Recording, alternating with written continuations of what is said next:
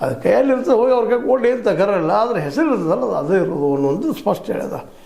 ಆದರೆ ಇಲ್ಲಿ ನಮ್ಮ ಮಾರಿಯಾ ಅವರು ಅವ್ರು ಹೇಳ್ತಾರಪ್ಪ ಅಂತಂದ್ರೆ ವಿಶೇಷವಾಗಿ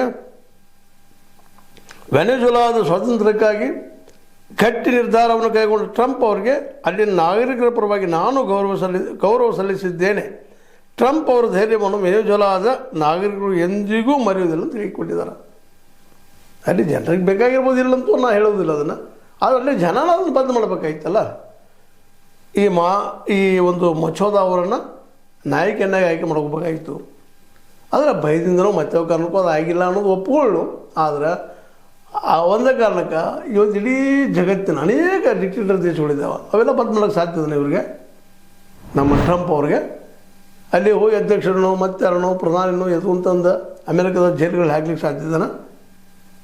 ಇಲ್ಲೇ ಆಯಿಲ್ 38% ವೆನೆಜುಲಾದಲ್ಲ, ಇರಾನದಲ್ಲಿದೆ. ಈಗಾಗಲೇ ನಮ್ಮ ಸೌದಿ ಇನ್ನಿತರ ದೇಶಗಳು, ಮಿಡ್ಲ್ ಈಸ್ಟ್ ದೇಶಗಳು ಹೆಚ್ಚು ಕಡಿಮೆ ಅಮೆರಿಕಾದ ಒಂದು ಸುಪರ್ದಿಲ್ ಇದ್ದಂಗೆ ಇದ್ದಾವೆ.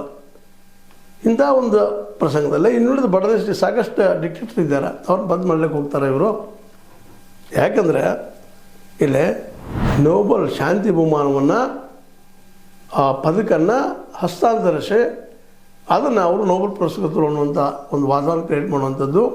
ಇದು ಕೇವಲ ಟ್ರಂಪ್ ಅವರು ನಾನೊಬ್ಬ ಸಜ್ಜನನ್ನು ತೋರಿಸಲು ಪ್ರಯತ್ನ ಮಾಡ್ತಾ ಇರ್ಬೋದು. ಬೇಡ, ಅಮೇರಿಕೆಯಲ್ಲೂ ಸಹ ಸಾಕಷ್ಟು ವಿರೋಧ ಬರ್ತಾ ಇದ್ದಾವೆ ಈ ಒಂದು ನೀತಿಗಳಿಗೆ.